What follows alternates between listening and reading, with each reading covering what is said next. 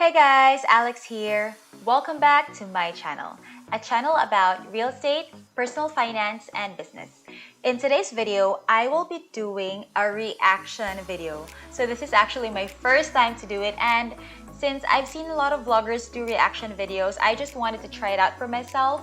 And also because there's this video that I really wanted to share with you guys, and I also wanted to share my thoughts on the video through my reaction. Okay, so I will be reacting on CNBC's feature of Meet Kevin. So he is a real estate broker and a real estate investor based in the US, and he's one of the vloggers that I follow. Okay, so let's begin. It was absolutely surreal. I remember that night after the kids going down, you asked me how much that I thought you made everything related to YouTube. In just May. Just 1 month. And for him to say that it was crossing 7 figures was just mind-blowing. I didn't even know what to think. It was crazy.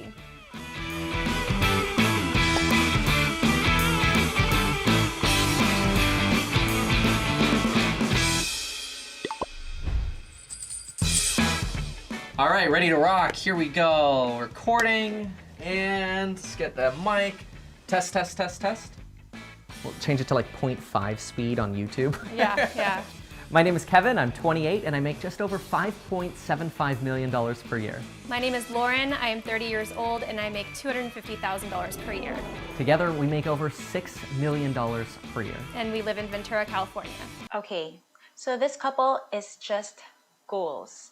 Kevin is only 28 and Laura, his wife, is 30 years old, is only 30, and yet they are making $6 million a year. And a huge block of that is actually from YouTube. So for those who are just starting out, for the yuppies who are starting out, and for myself, I find them to be such an inspiration that they were able to start from nothing and then amass such a huge net worth at their current age, which is still very, very young. So let's continue. And welcome to, wait for it, Millennial Money. I'm a real estate broker and real estate investor, and lately I've started making YouTube videos to teach what I know about investing in real estate and stocks online. Okay, so this is one of the reasons why I follow Meet Kevin. It's because I can really relate to him. He's a real estate broker, a real estate investor, and a full-time vlogger, YouTuber, investor, and broker. So it's something that I can relate to because I'm also the same. I'm also a real estate broker, I'm a vlogger, and a real estate investor. Although we just started to invest in real estate when I got married, which was two years ago. But the path that he's taking is the path that I want to, like my husband and I, we want to forge for ourselves. I am a full-time mother and also full-time property manager, managing our own properties.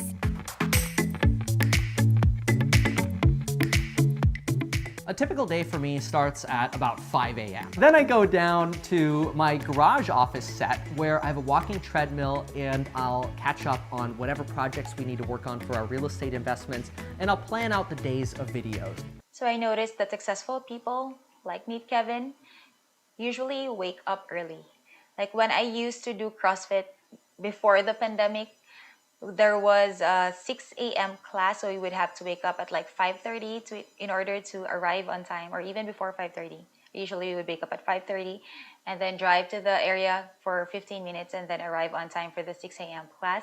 So a lot of the CrossFit classmates that we have are also successful in their own fields, whether as entrepreneurs or in sales. So when I asked one entrepreneur, one CrossFit classmate who was also an entrepreneur, why he wakes up early, he wakes up at 4 a.m. by the way, and he runs several successful businesses.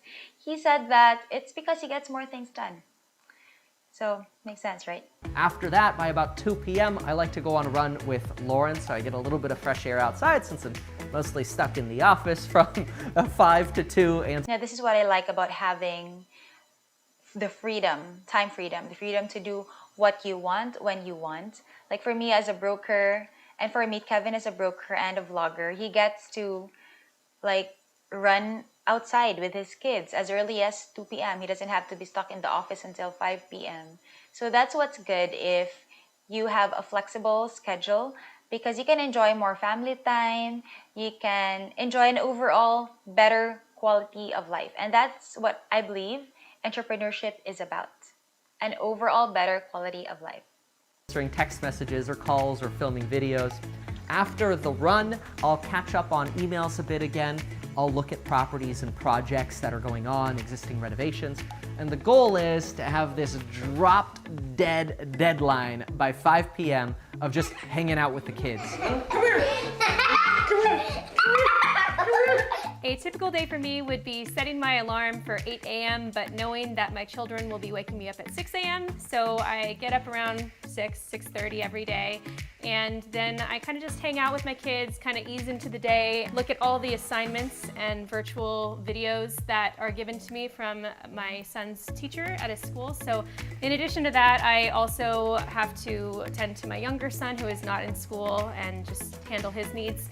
I also have a lot of property management stuff that I continually have to deal with, emails, texts, or renovations, so I have to do that as well. How about when I text you and I'm like, Lauren, I need an answer right now.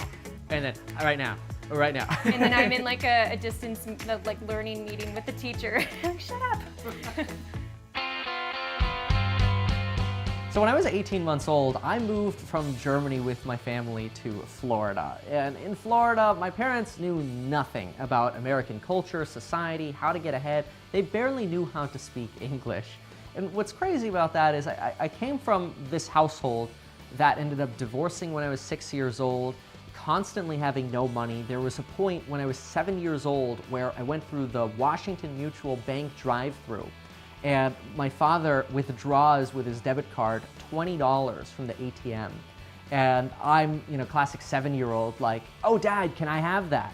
And he's like, Kevin, I only have 11 of these left. This is at the same time as we're losing our house after the divorce, and things are just a mess. And coming from that to meeting you and both of us basically being at zero, having around $6,000, $8,000 each, somewhere around there, and going into becoming real estate agents, being property managers, investing in real estate, using the mentorships that are all around us, and taking that and then just making our own reality happen has been really empowering. And if anything, I can look back and say, wow, it kind of makes me want to share that story and say, anybody can do this if we were able to do it. So this is very inspiring, hearing Kevin's story about how his family came from nothing because they were immigrants who didn't really have anything to their name, didn't have a penny to their name. But even though he started from zero, he was still able to make it with a lot of dedication, with a lot of hard work. So this is something that I'm really encouraged to continue doing, because when I started as a real estate broker, I also started with nothing. I had no connections. I didn't have really any skills when it came to selling, because I was still starting, and I didn't really know anyone in Cagayan because I'm based in Iligan City, which is for those who are not familiar with the places here in Mindanao, it's about a 2-hour drive. So it's a different city.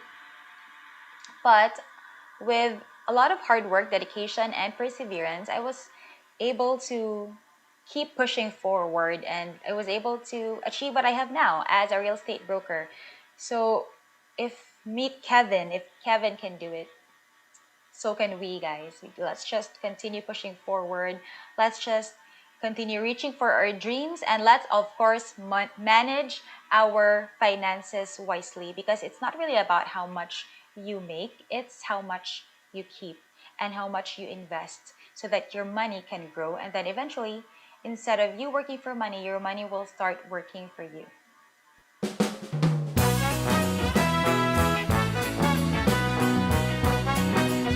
Okay, so this is amazing. He owns 22 properties in Southern Carolina, and he's only 28 years old, guys. How many older adults do we know who barely can own even one? So it really is a testament to his dedication and his perseverance.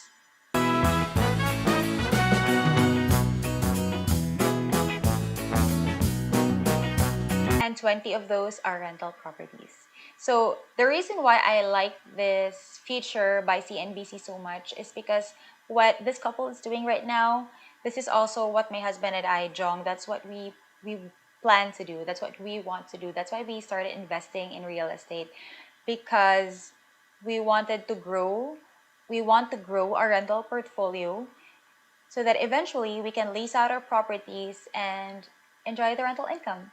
Of course, it's not really passive income. There's no such thing as totally passive income because you still have to do some work, but it's semi-passive because it's something that it's work that you don't really have to do on a daily basis. Unlike active income, if you stop working, there's no more income. So with passive income, even though you're no longer working, even when you're sleeping, even when you're traveling, if you have passive income or semi-passive income, then you will still be able to enjoy the income.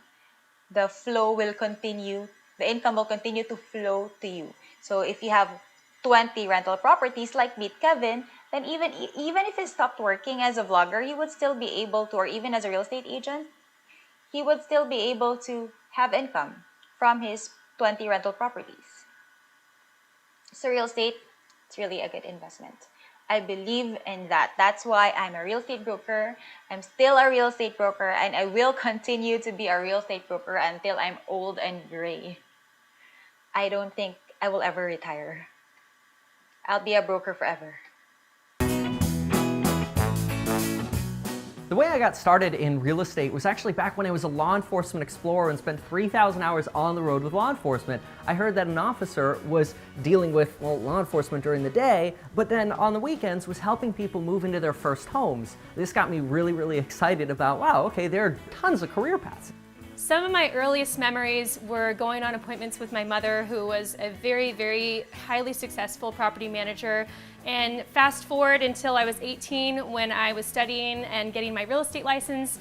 I then chose to follow the career path of my mother and work alongside with her and do professional property management.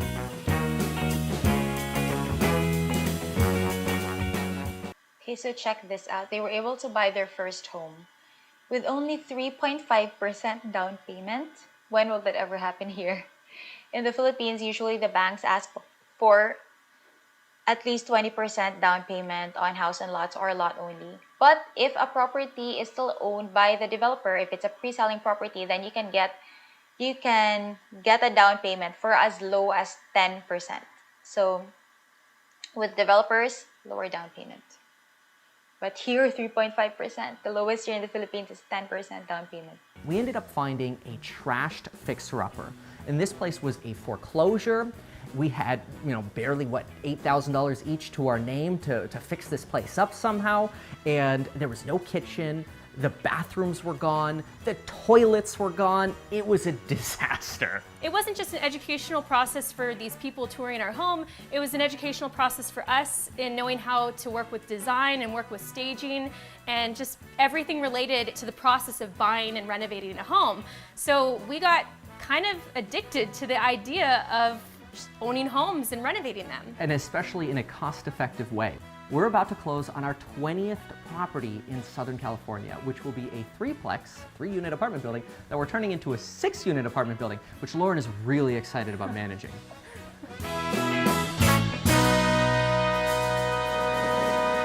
Okay, so in real estate, you can make money in several ways. First is if you buy and then hold either a lot or a house. So the value of the real estate investment, of your real estate investment, will increase over time. The term that we have in the real estate world is called appreciation. So that's income on paper. When I say income on paper, that's because you don't get to realize your income yet until you sell your property. So first is you earn through appreciation, and then next is through flipping. So typically when you buy a property that you intend to flip, it's very important that you buy low so that you can sell it for a profit later on after you renovate it. So usually properties that can be flipped are those that need to be renovated, so they don't look good.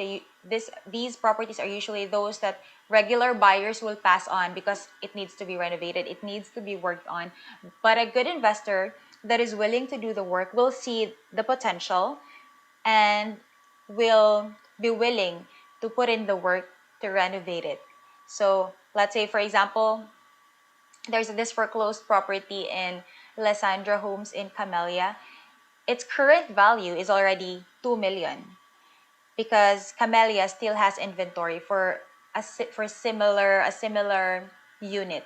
So similar units sold by Camellia are already priced at 2 million. But for this foreclosed property that is in my listing is selling for only 1,064,000 pesos. So that's a property that you can definitely flip. But of course, when you look at the property, it still needs to be repaired. It's still bare finish, or you have to put in tiles, you have to paint it. So you have to be willing to do the work.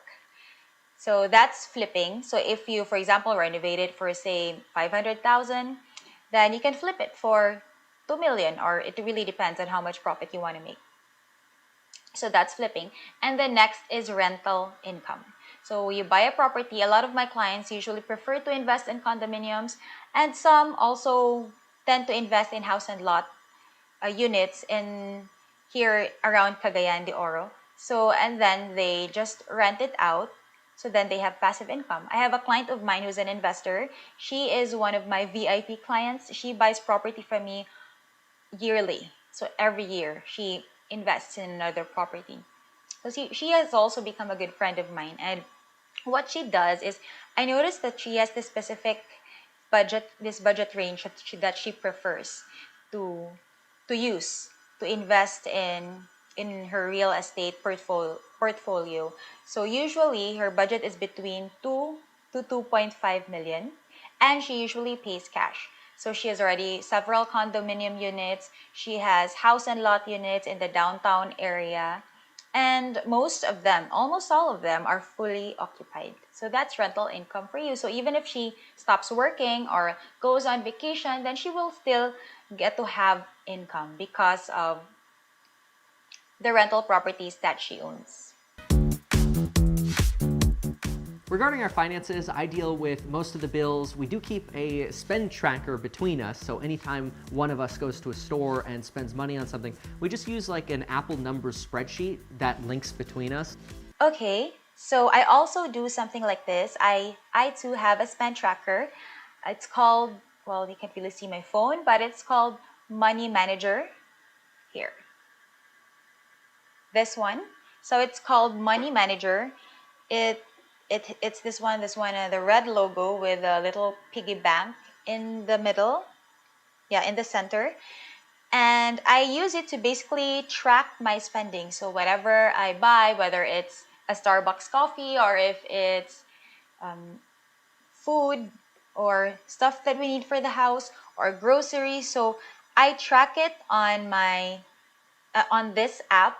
And I do it because I just want to monitor the expenses that I have, that we have as a family for a month.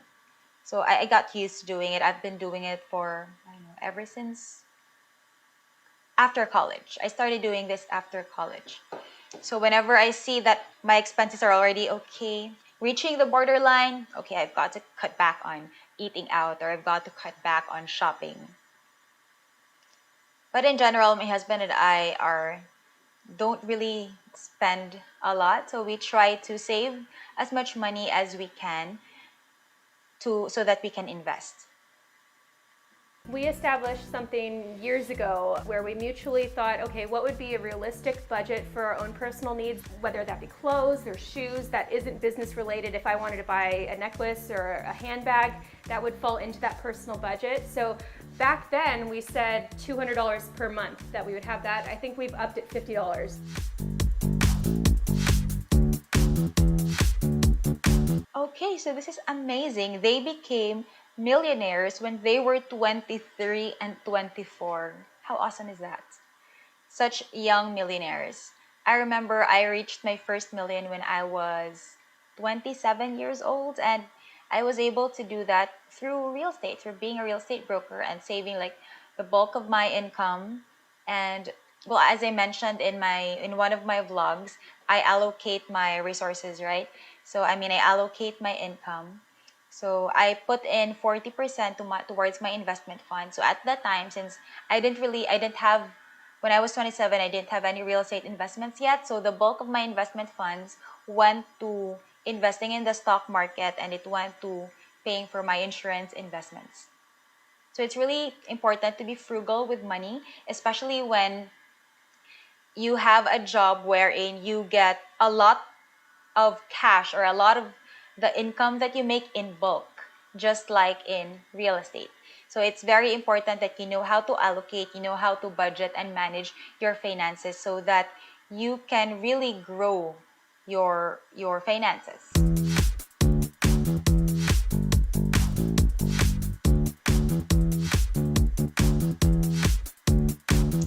So I also prefer to do the same thing. I prefer to, like we as a couple, we prefer to put the bulk of our money in investments and not really, like a portion, of course, in cash, because it's also important to have like an emergency fund. But once we've set that up, the bulk of our income is really put into investments, because if you put it in the bank, then inflation will just catch up with you.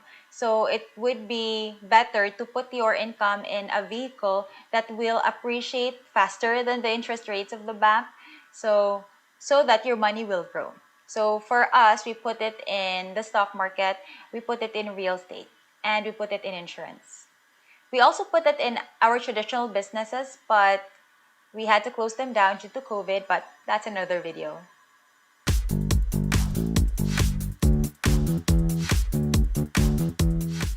I think that's a really good strategy for couples though, because it doesn't cause any resentment. So I decided to start a YouTube channel and share all of the experiences I had and mostly all of the things I screwed up on to try to help people prevent making the same stupid mistakes that I had made.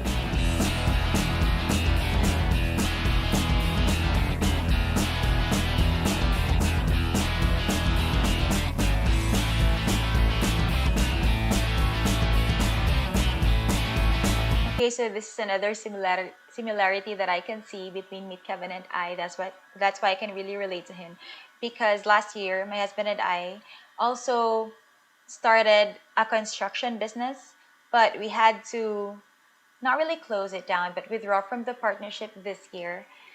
And now we are focusing on YouTube. The transition of Kevin going from full-time real estate to doing YouTube alongside real estate to then just transitioning to YouTube was actually a very tough time for me and the kids. I just had my second son right when he started making YouTube videos and just started getting monetized at that same time. It was definitely an adjustment that we all had to work as a family to try and figure out the balance, because Kevin's nature is very much take on as much as you can possibly take on and work, and other things were suffering.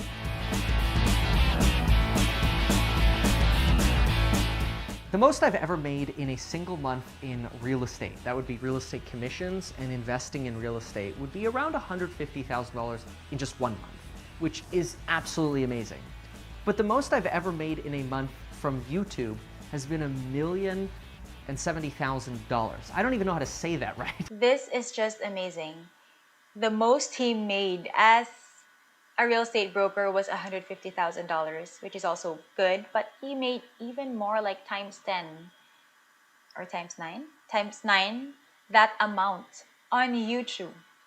So one of the reasons why I've also decided to really double down and focus on my YouTube channel is because I really want to share what I know with you guys, because a lot of my clients, they really ask me the same questions, like how do I buy a house through bank financing, and how do I buy a house through Pag-ibig, how do I buy a foreclosed property. So I figured, why not make a video on the questions that they usually ask, so that it can reach more people and I can help more people. Sometimes I wake up in the morning and I think, seriously, this is what YouTube sent? It makes me feel like I'm playing with Monopoly money. I can really relate. Although I'm not earning as much as Meet Kevin yet, but the first time that I earned something, because my channel got monetized a few weeks ago, and the first income that I got from YouTube was 0.25 cents. But even though I get like hundreds of thousands of pesos in real estate commissions. But when I saw that I had 0.25 cents in dollars, $0.25 as income on YouTube, I was so excited because the concept of earning on YouTube was so foreign to me. So now our income on YouTube is about $8. So yeah, just keep pushing forward. Thank you, by the way, guys, for those who subscribe to my channel and watch my videos. I really, really appreciate you. Thank you so much for being part of my real estate family. Please do continue to watch my videos, hit the like button, and comment anything down below. For the last 18 months now, our revenue has gone from just being real estate commissions to, well, breaking even or losing money on the construction business, to making a little bit of money on YouTube, $100 a day, $3,000 a month, to where we are now, where YouTube is paying somewhere around $200,000 a month. Affiliates and my courses and my educational programs, which people love, and then they'll go buy another one. All of those together can sometimes add up to another $300,000-$400,000 per month, which is absolutely mind-boggling because it doesn't feel like we're different people, but the number has changed. Yeah. I mean, there were 2 months this year during the pandemic where we crossed 7 figures in a month. That was my dream. My dream was that the construction business and the real estate sales business together would get me to $1 million a year. And that business failed and led to what we're doing now. So I could thank that failure for being where I am now, to where we had 2 months this year crossing. Again, I can really relate to Meet Kevin's story because my husband and I went through the exact same thing during the pandemic.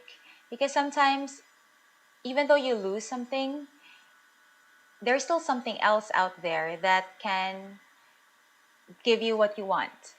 So, like, you know the saying, when God closes a door, he opens a window. So he has done the same thing for us, because this year we had to close down 3 businesses, like 3 businesses. And those were businesses that we really worked hard on. But because we closed those businesses and we suddenly had more free time than usual, especially my husband, since he was the one who really focused on managing those businesses. But because he had more free time than usual, and also me, we were able to really focus on my YouTube channel. My husband is really the one who did all the research, buy all the equipment that I needed to start vlogging. Although I already had a camera, but he researched as to what lights to buy, what microphone to buy, all those stuff.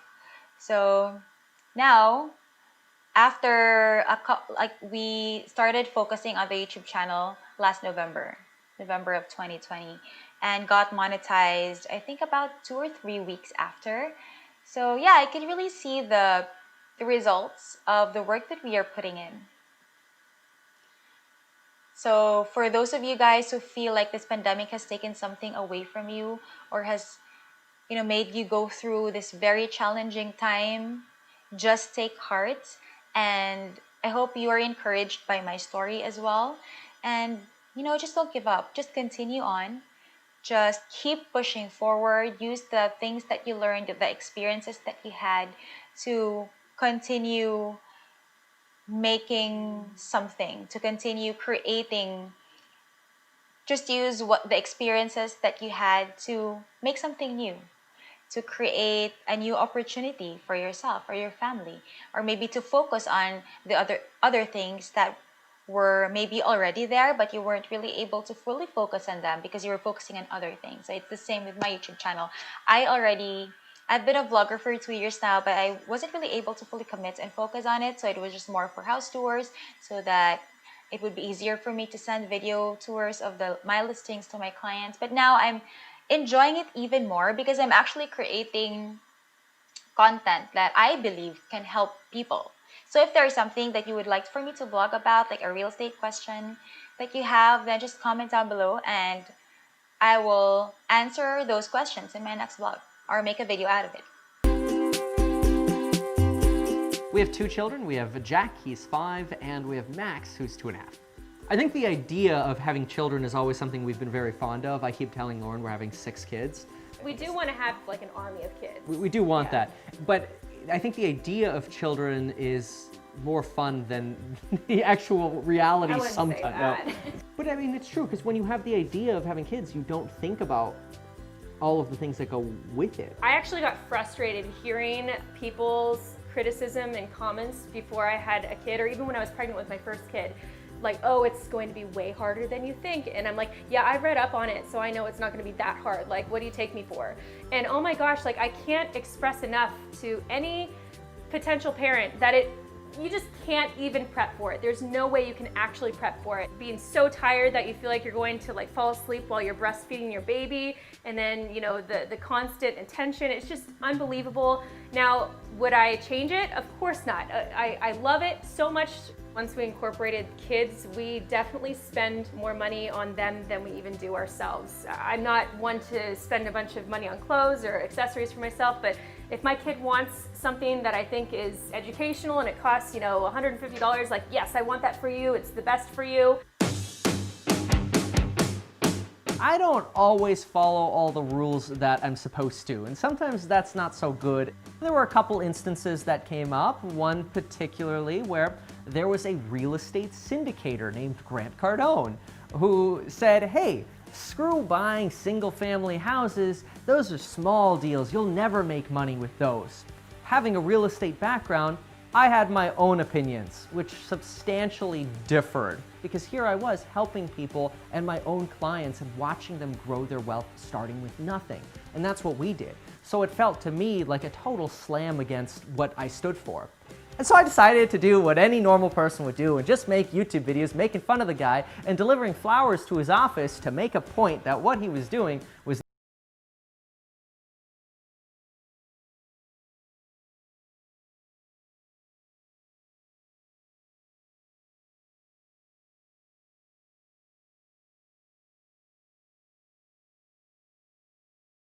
spoken too many bears. I've learned it's really a good idea to have media insurance or insurances for whatever it is that your business is. That helps no matter what you're doing, from general liability to professional insurances.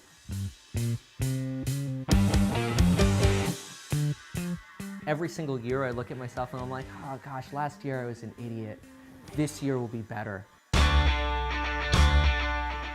When it comes to the future, we're really excited about growing our family, having more children once the pandemic is over, traveling with our children, letting them experience life in other countries, and just trying to live life to its fullest.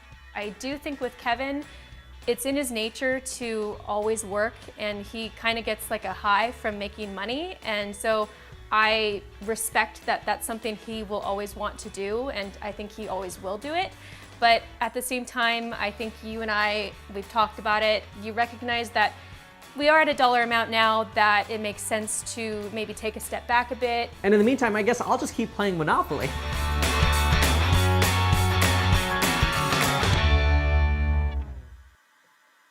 Okay, so that is the end of CNBC's video featuring Meet Kevin. I hope that you enjoyed the video as much as I did reacting to it. I hope you learned something from my comments. And if you did, please don't forget to hit the like button for the YouTube algorithm and subscribe to my channel so that you will be notified if I have new videos like this one. Till next time!